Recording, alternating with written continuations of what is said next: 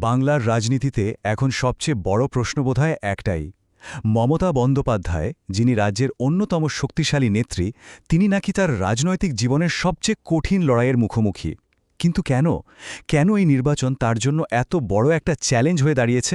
আসুন আজ সেটাই একটু তলিয়ে দেখা যাক। তো প্রশ্নটা হলো, দিদি নামেই যিনি পরিচিত সেই লড়াকু নেত্রী হঠাৎ করে কেন একটু ডিফেন্সিভ? পশ্চিমবঙ্গের রাজনীতিতে তার যে দীর্ঘদিনের দাপট, সেটা কেন আজ প্রশ্নের মুখে? চলুন এর কারণগুলো এক এক করে খুঁজে দেখি। আচ্ছা, আজকের এই লড়াইটা বুঝতে গেলে কিন্তু আমাদের একটু পেছন ফিরে তাকাতেই হবে। দেখতে হবে কিভাবে মমতা বন্দ্যোপাধ্যায় আজকের এই ফাইটার নেত্রী হয়ে উঠলেন। মানে এই যে টাইমলাইনটা, এটা দেখলে পরিষ্কার বোঝা যায় যে ছাত্র রাজনীতি থেকে শুরু করে কিভাবে তিনি আজকের এই জায়গায় পৌঁছলেন। পুরো জার্নিটাই কিন্তু লড়াই আর সংঘাতের মধ্যে দিয়ে তৈরি। এই লড়াকু ইমেজটাই তার রাজনীতির মূল ভিত্তি। তো এই লড়াকু ব্যাকগ্রাউন্ডটা তো আমরা দেখলাম, কিন্তু এবারের নির্বাচনের ময়দানটা কিন্তু একদম অন্যরকম। আর এর প্রথম কারণটাই হল নির্বাচনের পরিবেশ। ভাবা যায় প্রায় ২.৫ লক্ষ, সূত্র অনুযায়ী এত সংখ্যক কেন্দ্রীয় সশস্ত্র পুলিশকর্মী মোতায়েন করা হয়েছে গোটা পশ্চিমবঙ্গ জুড়ে। উদ্দেশ্য একটাই, নিরাপত্তা। আর এই বিপুল নিরাপত্তার ফলে কি হচ্ছে? সূত্রগুলো বলছে এর আসল উদ্দেশ্য হল একটা ভয়মুক্ত পরিবেশ তৈরি করা। মানে এর ফলে শাসক দলের যে একটা চিরাচরিত গ্রাউন্ড লেভেল অ্যাডভান্টেজ থাকে, সেটা অনেকটাই কমে যাওয়ার সম্ভাবনা। আচ্ছা, নিরাপত্তার বিষয়টা তো গেল, এর পরের যে বড় চ্যালেঞ্জ সেটা কিন্তু ভোটার লিস্টকে ঘিরে। আর এই ব্যাপারটা নাকি বন্দ্যোপাধ্যায়ের ক্যাম্পকে বেশ ভাবাচ্ছে। কারণ আসল প্রশ্নটা হলো, শেষমেশ ভোটটা দেবে কারা?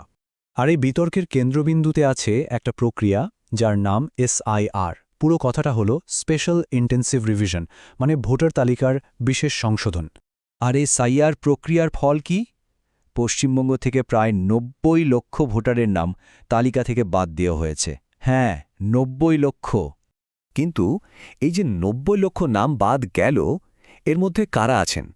সূত্র অনুযায়ী এর ডেমোগ্রাফিক ব্রেকডাউনটা কিন্তু বেশ ইন্টারেস্টিং। দেখুন, এখানে সূত্র একটা খুব ইন্টারেস্টিং থিওরি দিচ্ছে। যদিও সংখ্যায় বেশি হিন্দু নাম বাদ গেছে, কিন্তু বলা হচ্ছে যে এর ফলে ক্ষতিটা নাকি তৃণমূল কংগ্রেসের বেশি হচ্ছে। কিভাবে? কারণ যে আসনগুলোতে খুব ক্লোজ ফাইট হয়, সেখানে অল্প কিছু মুসলিম ভোট বাদ গেলেও কিন্তু খেলার রেজাল্ট পুরো ঘুরে যেতে পারে। তো নিরাপত্তা গেল, ভোটার লিস্ট গেল, এবার আসা যাক ৩ নম্বর চ্যালেঞ্জে, আর সেটা হলো ইশতেহার। এখানেও নাকি নির্দিষ্ট কিছু ভোটার গ্রুপকে টার্গেট করে কিছু কৌশলগত প্রতিশ্রুতি দেয়া হয়েছে। আর সেই ইশতেহারের একেবারে কেন্দ্রে রয়েছে একটা বড়সড় প্রতিশ্রুতি। বলা হচ্ছে সরকার গড়লে মাত্র ৬ মাসের মধ্যে পশ্চিমবঙ্গে ইউনিফর্ম সিভিল কোড বা অভিন্ন দেওয়ানি বিধি চালু করা হবে। কিন্তু শুধু ইউসিসি নয়, এর বাইরেও মহিলা আর যুবকদের জন্য একগুচ্ছ ওয়েলফেয়ার স্কিমের কথা বলা হয়েছে। যেমন দেখুন, মহিলাদের জন্য মাসিক ভাতা বা সরকারি চাকরিতে মহিলাদের জন্য ৩৩% রিজার্ভেশন। আর এই দুটো ভোটার গ্রুপ কিন্তু যে কোনো নির্বাচনের ফল ঘুরিয়ে দিতে পারে। তাহলে পুরো ছবিটা যদি আমরা এক জায়গায় করি, কি দাঁড়াচ্ছে? একজন নেত্রী যার গোটা রাজনৈতিক জীবনটাই কেটেছে লড়াই করে, তিনি আজ এমন একটা লড়াইয়ের সামনে দাঁড়িয়ে যেখানে খেলার নিয়মগুলোই যেন বদলে গেছে।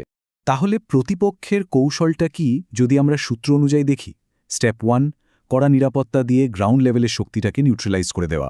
স্টেপ 2, ভোটার লিস্ট রিভিশনের মাধ্যমে ভোটের অঙ্কটা বদলে দেওয়া। আর স্টেপ 3, নির্দিষ্ট কিছু প্রতিশ্রুতি দিয়ে কি ভোটারদের নিজেদের দিকে টানা। সুতরাং একদিকে একজন পোড় খাওয়া স্ট্রিট ফাইটার নেত্রী, আর অন্যদিকে একটা মাল্টি ফ্রন্ট স্ট্র্যাটেজি। বাংলার রাজনীতির ভবিষ্যৎ তাহলে কোন দিকে এগোবে?